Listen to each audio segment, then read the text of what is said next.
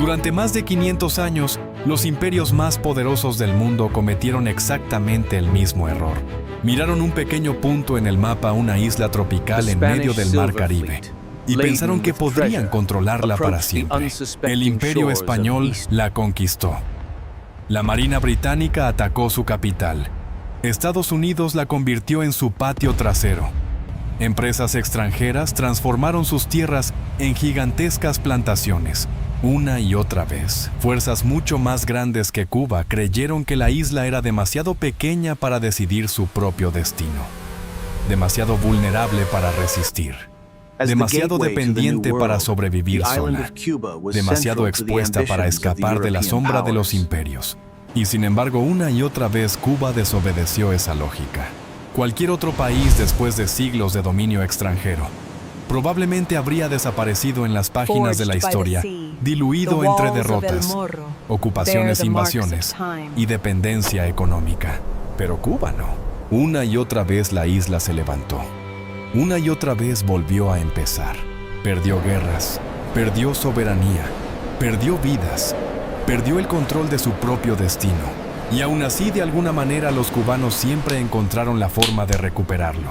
Esa es quizá la gran paradoja de Cuba, un territorio pequeño pero imposible de ignorar. Una isla golpeada por imperios pero incapaz de rendirse del todo. Un país marcado por la intervención extranjera pero obsesionado generación tras generación con la idea de soberanía. Como una pequeña isla de apenas 11 millones de personas logró desafiar repetidamente a algunas de las mayores potencias del planeta. Como un lugar que fue explotado por el azúcar, dominado por intereses extranjeros y absorbido por la lógica de la Guerra Fría, terminó convirtiéndose en uno de los símbolos revolucionarios más famosos del mundo. ¿Y por qué todavía hoy Cuba sigue provocando fascinación, controversia y debate, mucho más allá de su tamaño real en el mapa? Esta es la historia de Cuba, una isla pequeña pero una historia enorme. Una historia de conquista, de esclavitud, de rebelión, de intervención, de revolución y de resistencia. Una historia en la que cada siglo parece empujar a la isla al borde del colapso, y en la que aún así, Cuba encuentra la forma de seguir existiendo como algo más que un simple territorio en el Caribe. Porque Cuba nunca fue solo una isla, fue puerto imperial, fue plantación esclavista, fue botín geopolítico, fue casino tropical, fue símbolo socialista, fue frontera ideológica del mundo moderno. Y en cada una de esas etapas la misma pregunta regresó una y otra vez. ¿Quién decide el destino de Cuba? Para responderla, hay que viajar muy atrás en el tiempo, mucho antes de las revoluciones, mucho antes del azúcar, mucho antes de los imperios. Hay que regresar a la isla cuando todavía no era Cuba en el sentido moderno, sino un mundo entero para quienes ya la habitaban. Cuba antes de la llegada de Europa. Para entender Cuba debemos viajar muy atrás en el tiempo. Mucho antes de que los europeos llegaran al Caribe, la isla ya estaba habitada por diversas culturas indígenas. Entre ellas se encontraban los taínos y los siboneyes. Vivían en pequeñas aldeas cerca del mar, en un territorio de bosques húmedos, ríos tranquilos, llanuras fértiles y costas luminosas. La vida seguía el ritmo del clima, de la pesca, del cultivo y de los ciclos de la naturaleza. Cultivaban yuca, maíz y otras plantas esenciales para su subsistencia. Pescaban en aguas cálidas, navegaban entre cayos y costas y comerciaban con otras comunidades del Caribe. Su sociedad era relativamente pacífica y estaba profundamente conectada con la naturaleza. No construyeron grandes imperios de piedra, ni dejaron detrás monumentos comparables a los de otras civilizaciones americanas. Pero eso no significa que su mundo fuera simple. Tenían estructuras sociales, prácticas espirituales, formas de intercambio y un conocimiento íntimo del territorio que habitaban. Sabían leer el mar, sabían reconocer las estaciones, sabían dónde sembrar, dónde pescar, dónde asentarse y cómo sobrevivir en armonía con una isla que para ellos no era un recurso, sino un centro vital. Para esos pueblos, la isla no era simplemente un lugar donde vivir. La llamaban Cubanacán, una palabra que puede traducirse como el centro del mundo. Y esa expresión revela mucho más que un nombre. Nos dice que para quienes vivían allí, la isla no era periferia. No era un rincón olvidado del planeta. Era el corazón de una realidad completa, un universo suficiente en sí mismo. Pero en 1492 todo cambió. En el horizonte aparecieron unas embarcaciones desconocidas. Eran los barcos de Cristóbal Colón. Para Europa ese momento se convertiría en una hazaña de exploración. Para el Caribe fue el comienzo de una ruptura inmensa. La llegada de Colón abrió la puerta a la conquista, a la evangelización forzada, a la dominación militar, a la explotación económica y a una transformación irreversible del mundo indígena. Lo que durante siglos había sido un espacio vivido por comunidades locales, quedó de pronto integrado en una lógica imperial, que veía la tierra como posesión, la población como mano de obra y el mar como ruta comercial. Y con esa llegada comenzó un nuevo capítulo en la historia de la isla. Un capítulo que transformaría Cuba para siempre. El dominio del Imperio Español. Después del descubrimiento europeo, España se movió rápidamente para tomar control de la isla. En pocos años, Cuba se convirtió en una colonia estratégica del imperio. No fue solo una cuestión de prestigio. La posición geográfica de la isla la volvía extraordinariamente valiosa. Ubicada en el Caribe, cerca de las rutas marítimas más importantes del hemisferio Cuba, podía funcionar como llave escudo y plataforma del poder español en América. Ciudades como La Habana y Santiago de Cuba se transformaron en centros administrativos y militares. Pero fue La Habana la que adquirió una importancia extraordinaria. Durante siglos, todos los barcos que transportaban oro y plata desde América hacia Europa debían detenerse allí antes de cruzar el Atlántico.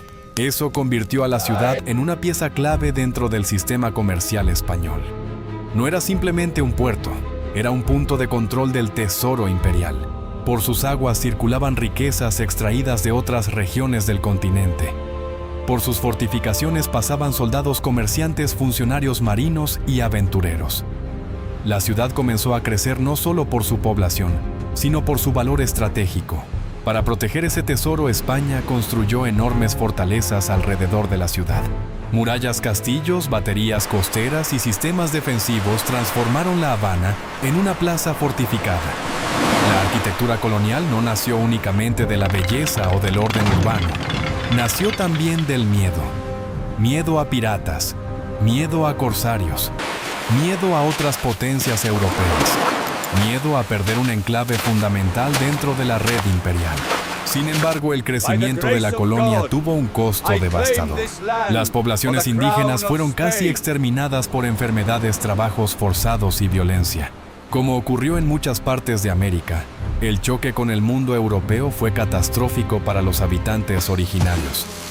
Virus desconocidos, explotación brutal y desestructuración social destruyeron en muy poco tiempo comunidades que habían vivido allí durante generaciones. La colonización no solo cambió quién gobernaba la isla, cambió quién podía vivir en ella, quién podía poseerla, quién podía trabajarla y quién podía decidir su futuro. Para reemplazar la mano de obra perdida, los colonizadores comenzaron a traer esclavos africanos. Miles de hombres, mujeres y niños fueron transportados al Caribe en condiciones brutales. Arrancados de sus hogares, encadenados en travesías inhumanas, vendidos como mercancía, fueron obligados a sostener con sus cuerpos la economía colonial. Con ellos llegaron también lenguas, creencias, músicas, memorias y resistencias que con el tiempo se volverían inseparables de la identidad cubana. Así la Cuba colonial fue tomando forma como una sociedad profundamente desigual, racialmente jerarquizada y construida sobre la violencia. En la cima estaban los intereses del imperio, debajo las élites coloniales, más abajo una mayoría explotada cuya vida sostenía el sistema. Con el paso del tiempo, la economía cubana empezó a girar alrededor de un producto, el azúcar. Y ese producto no solo transformó la riqueza de la isla, transformó su paisaje, su estructura social y su destino histórico, el imperio del azúcar. Durante el siglo XVIII y XIX, Cuba se convirtió en uno de los mayores productores de azúcar del mundo. Gigantescas plantaciones cubrían gran parte de la isla. Donde antes había bosques y diversidad agrícola, comenzaron a imponerse extensiones inmensas de monocultivo. La tierra fue reorganizada para servir a una sola lógica: producir más rápido y más barato. El trabajo era realizado principalmente por esclavos africanos. En los ingenios azucareros, la vida seguía el ritmo implacable de la producción. Jornadas extenuantes, castigos, vigilancia constante y condiciones inhumanas sostenían una maquinaria económica que generaba fortunas extraordinarias. El azúcar cubano se exportaba a Europa y a América del Norte, generando enormes riquezas para comerciantes y propietarios de plantaciones. A simple vista, aquello podía parecer prosperidad. Los puertos se movían, las élites crecían, la producción aumentaba. Los mercados internacionales dependían cada vez más del azúcar caribeño, pero la prosperidad estaba profundamente desequilibrada. Mientras una pequeña élite acumulaba fortunas, la mayoría de la población vivía en condiciones extremadamente duras. La riqueza salía de la tierra cubana, pero no se distribuía entre quienes la trabajaban. El sistema beneficiaba a los propietarios, a los exportadores y a los socios extranjeros, mientras convertía a millones de cuerpos en piezas reemplazables dentro de una economía brutal. El azúcar no fue solo un negocio, fue una estructura de poder. Organizó la vida rural, definió jerarquías raciales, conectó a Cuba con mercados extranjeros, hizo a la isla valiosa para los imperios y la volvió al mismo tiempo vulnerable. Porque cuando un país depende demasiado de un solo producto, ese producto deja de ser una riqueza y empieza a convertirse en una trampa. La economía cubana quedó atada a las oscilaciones del mercado internacional, a las demandas de potencias extranjeras y a una élite que tenía mucho que perder si el sistema cambiaba. Este sistema económico basado en la esclavitud no solo definió la sociedad cubana durante siglos, también sembró las semillas del conflicto. Porque en una isla donde unos vivían del lujo y otros sobrevivían entre el trabajo forzado, la humillación y el control, la tensión no podía durar para siempre sin estallar. La esclavitud dejó heridas profundas, pero también produjo formas de resistencia, fugas, rebeliones, preservación cultural, solidaridad clandestina y la lenta formación de una conciencia de injusticia. Con el tiempo, cada plantación se convirtió en una prueba visible de que el orden colonial no era natural sino impuesto. Y tarde o temprano la gente comenzaría a exigir algo más que sobrevivir. Comenzaría a exigir libertad. Las primeras luchas por la independencia. En el siglo XIX, las colonias españolas en América Latina comenzaron a rebelarse. Países como México, Colombia y Venezuela lograron independizarse. El mapa del continente estaba cambiando. Los imperios retrocedían. Nuevas repúblicas nacían. La idea de que un pueblo podía gobernarse a sí mismo dejaba de ser una fantasía para convertirse en una posibilidad histórica. Pero Cuba permaneció bajo dominio español durante más tiempo. Había varias razones para ello. La isla era demasiado valiosa para España. Su economía azucarera la convertía en una de las joyas más rentables del imperio. Además, la presencia militar española seguía siendo fuerte y las élites locales en muchos casos temían que una ruptura abrupta pusiera en riesgo sus intereses económicos y el orden social existente. Sin embargo, la idea de independencia ya estaba creciendo. No apareció de golpe. Fue tomando forma lentamente, alimentada por el ejemplo de otros países, por el agotamiento del orden colonial y por la sensación cada vez más extendida de que Cuba no podía seguir siendo una posesión eterna de una metrópoli lejana. En 1868, un terrateniente llamado Carlos Manuel de Céspedes dio inicio a la primera gran guerra de independencia cubana. Ese gesto tuvo un enorme valor simbólico. No era solo una rebelión armada, era la declaración de que Cuba podía imaginarse a sí misma como nación. Este conflicto se conocería como la Guerra de los 10 años. Durante una década los rebeldes lucharon contra las fuerzas españolas. Fue una guerra larga, dura y costosa. No produjo la independencia inmediata que sus impulsores soñaban, pero dejó una huella decisiva. Aunque la guerra terminó sin independencia, tuvo un impacto enorme. Por primera vez, muchos cubanos comenzaron a verse a sí mismos como una nación. Y esa idea era revolucionaria, porque una nación no se forma solo con fronteras o gobiernos. Se forma cuando personas de distintos orígenes empiezan a imaginar un destino común. Eso ocurrió gradualmente en Cuba. En medio del conflicto entre derrotas, sacrificios y divisiones, fue apareciendo algo nuevo: la convicción de que la isla no era simplemente una colonia, sino una patria posible. Entre los pensadores más influyentes de este movimiento se encontraba un poeta, periodista y revolucionario. Su nombre era José Martí. Martí soñaba con una Cuba libre, pero también entendía que la libertad política por sí sola no bastaba. Había que construir una república digna, soberana y capaz de no caer en una nueva forma de dependencia.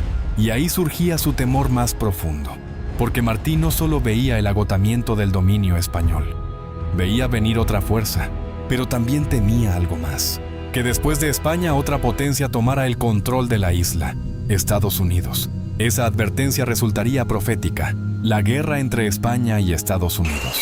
En 1898 ocurrió un evento que cambiaría el destino de Cuba.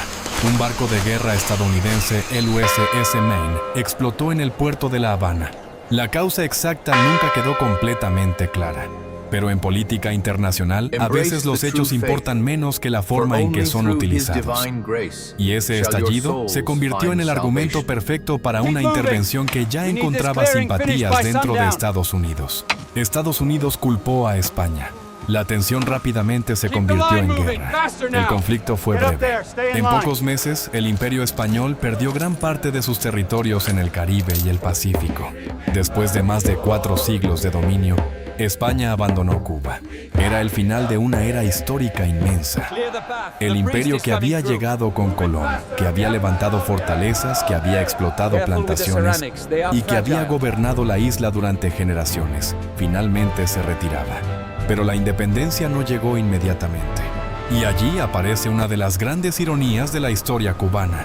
Después de décadas de lucha contra España, la isla no pasó directamente a un destino plenamente autónomo. En su lugar quedó atrapada en una nueva órbita de poder. Estados Unidos comenzó a ejercer una enorme influencia sobre la isla. Era el inicio de una nueva etapa menos colonial en la forma, pero profundamente condicionante en la práctica. Cuba entró en el siglo XX formalmente separada de España, pero todavía sin control absoluto sobre su propio destino. La soberanía, una vez más, llegaba incompleta. Cuba bajo la influencia de Estados Unidos. Durante la primera mitad del siglo XX, Cuba se convirtió en un país fuertemente dependiente de Estados Unidos. Empresas estadounidenses controlaban grandes sectores de la economía: plantaciones de azúcar, bancos, ferrocarriles, turismo. La relación entre ambos países era intensa, pero también profundamente desigual. Estados Unidos no necesitaba conquistar Cuba como lo había hecho España. Le bastaba con influir en sus instituciones, dominar sus sectores económicos clave y garantizar que la isla permaneciera dentro de su esfera de interés. La Habana se transformó en un destino de lujo para los visitantes norteamericanos. Hoteles elegantes, casinos y clubes nocturnos atraían a turistas ricos. La ciudad comenzó a proyectar una imagen brillante, seductora y cosmopolita. ¡Súbelo despacio! Ya viene Música, ron glamour, arquitectura y vida nocturna convirtieron a La Habana en un escenario fascinante para el visitante extranjero. Pero esa imagen tenía otra cara. Incluso organizaciones de la mafia estadounidense comenzaron a operar en la isla. El dinero fácil, el juego, la corrupción y las redes de poder informal crecieron al amparo de un sistema político débil y de una élite demasiado cercana a intereses externos. Mientras algunos disfrutaban de ese lujo, muchos cubanos vivían en pobreza. En la misma isla donde se brindaba en salones de mármol y se apostaban fortunas en mesas de casino, había trabajadores rurales, barrios marginados y comunidades enteras para las que la prosperidad nacional era una promesa vacía. La corrupción política era común y el gobierno estaba dominado por el dictador Fulgencio Batista. Batista encarnaba para muchos cubanos la imagen de un poder sin legitimidad moral autoritario, hacia adentro dependiente, hacia afuera dispuesto a reprimir la disidencia, mientras el país se llenaba de desigualdad y resentimiento. La frustración social crecía. No era solo pobreza, era humillación. Era la sensación de que Cuba había cambiado de amo, pero no de lógica. La isla seguía siendo útil para otros, seguía generando riqueza para otros, seguía apareciendo ante el mundo como un lugar exótico y deseable. Pero para muchos cubanos, seguía sin pertenecerles por completo. Y pronto alguien estaba dispuesto a cambiarlo todo. El inicio de la revolución. En 1953, un joven abogado llamado Fidel Castro lideró un ataque contra el cuartel Moncada en Santiago de Cuba. La operación fracasó. Militarmente fue un desastre, pero políticamente fue el comienzo de algo mucho mayor. Castro fue arrestado y condenado a prisión. Sin embargo, durante su juicio pronunció un discurso que se volvería famoso. Terminó diciendo: "La historia me absolverá". Esa frase hizo algo más que defender a un acusado. Creó una narrativa. Transformó una derrota inmediata en una promesa futura. Después de ser liberado, Castro se exilió en México.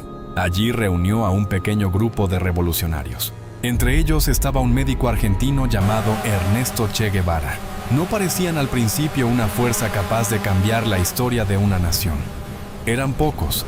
Tenían recursos limitados. Su proyecto parecía arriesgado, casi improbable. Pero las revoluciones no siempre empiezan siendo inevitables. A veces empiezan siendo casi imposibles. En 1956, regresaron a Cuba a bordo de un pequeño barco llamado Granma. Comenzaron una guerra de guerrillas en las montañas de Sierra Maestra. El escenario era decisivo. La sierra ofrecía refugio, altura, aislamiento y tiempo.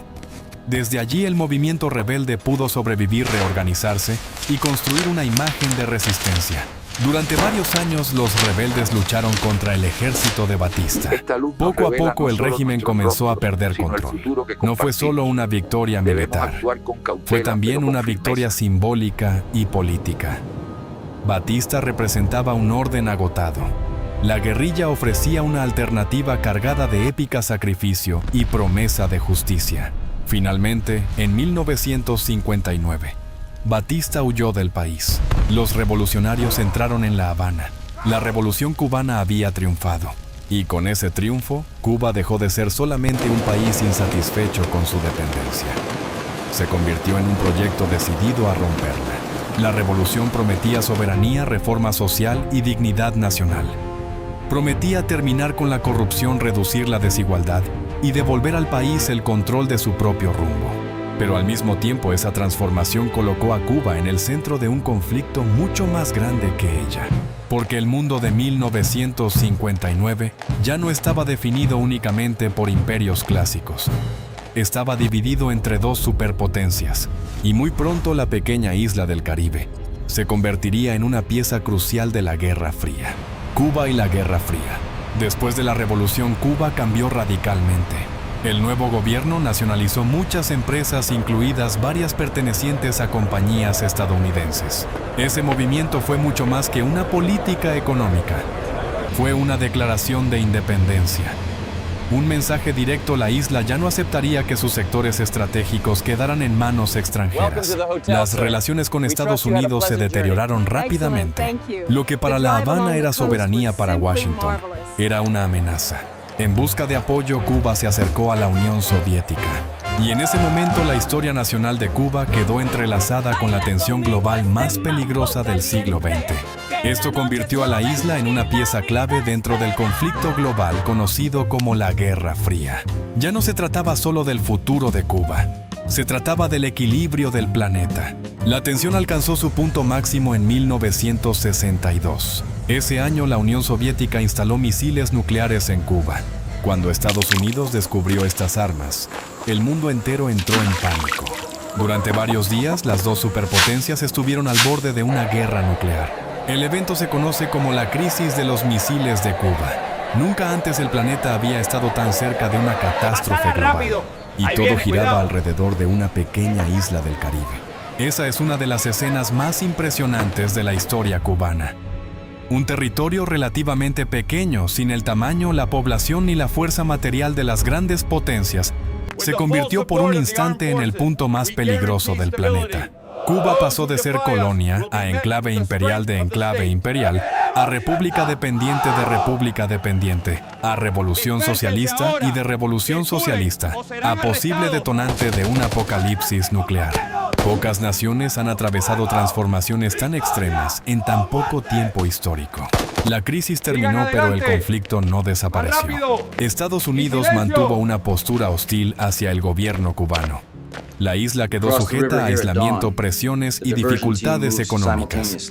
A cambio, recibió apoyo soviético durante décadas. Ese apoyo permitió sostener parte del proyecto revolucionario, pero también creó una nueva dependencia. Cuba se había liberado de una órbita solo para quedar vinculada a otra. Sin embargo, el país siguió construyendo una imagen singular en el mundo. Para muchos, Cuba se convirtió en símbolo de resistencia frente al poder estadounidense.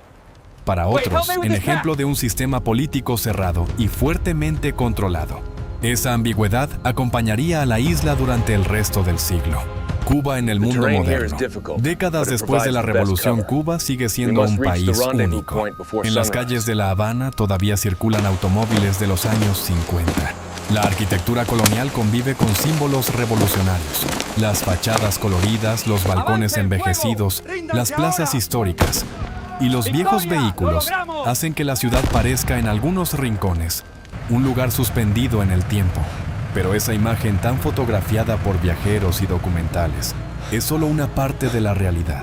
El país ha enfrentado enormes dificultades económicas, especialmente después de la caída de la Unión Soviética en 1991. Ese momento fue un golpe decisivo.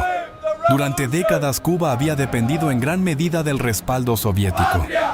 Cuando ese apoyo desapareció, la isla entró en una etapa de escasez profunda, incertidumbre y adaptación forzada. La economía tuvo que reacomodarse. La vida cotidiana se volvió más difícil.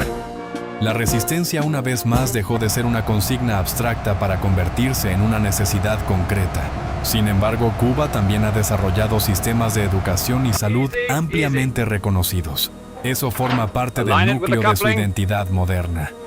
Incluso sus críticos reconocen que la revolución no solo produjo control político y carencias, sino también avances sociales que marcaron a generaciones enteras. Hoy en día el turismo y los cambios económicos están transformando lentamente la sociedad. La isla se abre en algunos aspectos, se adapta en otros, y sigue debatiéndose entre preservar una identidad política propia o reformarse para sobrevivir en un mundo diferente al que la moldeó durante la Guerra Fría. Para algunos, Cuba sigue siendo un símbolo de resistencia y soberanía. Para otros, representa un sistema político que todavía enfrenta grandes desafíos, y ambas percepciones conviven, chocan y se mezclan. Porque Cuba es uno de esos países que rara vez deja a alguien indiferente. No se la mira solo como un destino turístico, se la mira como una idea, como una promesa incumplida para unos, como una victoria moral para otros, como una advertencia, como una inspiración, como una contradicción viviente. Pero hay algo que nadie puede negar. A lo largo de más de 5 siglos de historia, esta pequeña isla ha estado constantemente en el centro de eventos globales. Eso es lo extraordinario. No debería haber sido así. Por su tamaño, Cuba podría haber quedado relegada a un papel secundario en la historia mundial. Y sin embargo, una y otra vez apareció en momentos decisivos.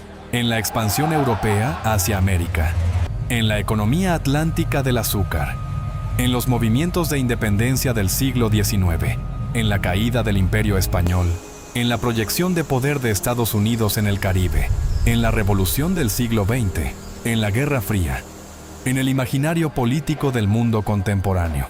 Una isla pequeña, pero una historia gigantesca. Porque Cuba nunca ha sido solo un punto en el mapa. Siempre ha sido algo más. Un lugar donde imperios llegaron convencidos de que podían dominar.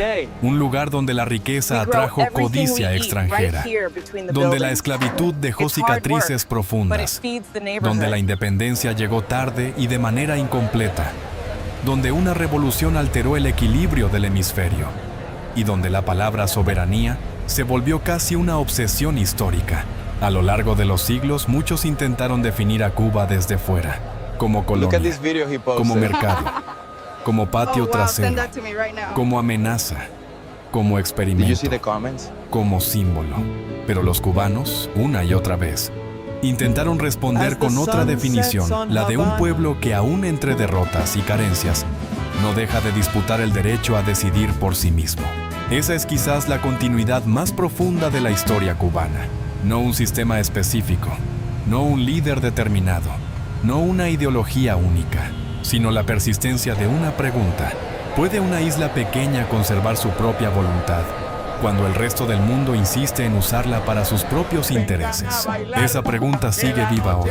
Está en las calles de La Habana, en la memoria de la revolución, en las ruinas y en los símbolos, en las dificultades económicas, en las discusiones sobre apertura, reforma y futuro, en el orgullo nacional. Como pueden ver en el diagrama, el resultado debe aplicarse a la ecuación principal.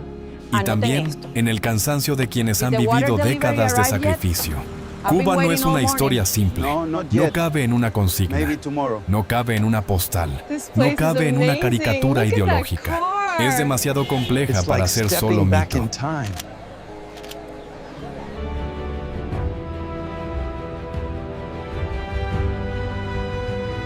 Demasiado real para ser solo símbolo. Las cosas no pueden seguir así. Demasiado contradictoria para ser explicada desde una sola mirada. Y quizá por eso sigue fascinando. Look at this picture she just sent. Oh, that is beautiful.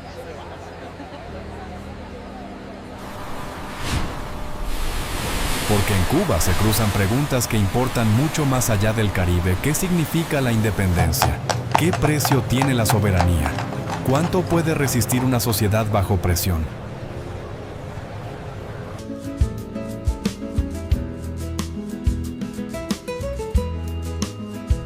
¿Y qué ocurre cuando un país entero vive atrapado entre su orgullo, sus heridas y su historia? Al final, la historia de Cuba no es solo la historia de una isla. Es la historia de cómo un territorio pequeño puede convertirse en escenario de fuerzas inmensas.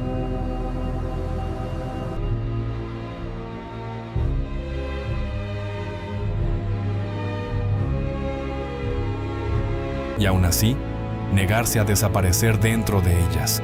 Es la historia de una nación que fue conquistada, explotada, intervenida y vigilada, pero que nunca dejó de intentar reinventarse.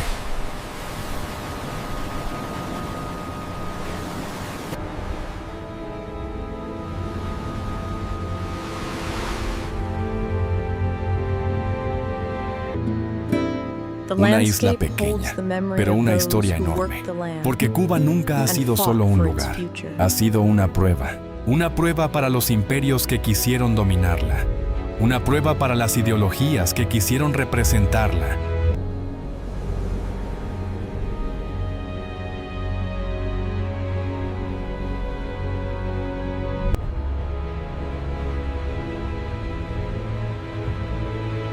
Y una prueba también para sus propios habitantes, que una y otra vez tuvieron que aprender a sobrevivir en medio de cambios que parecían demasiado grandes para ellos. Y sin embargo, allí sigue, frente al mar, frente al pasado, frente al mundo.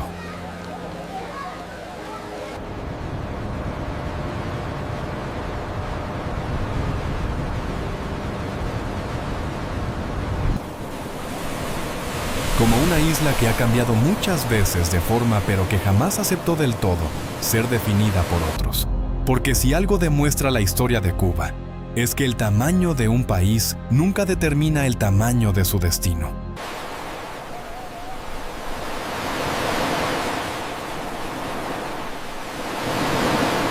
Y que a veces los lugares que parecen más pequeños en el mapa son precisamente los que terminan dejando las huellas más grandes en la historia.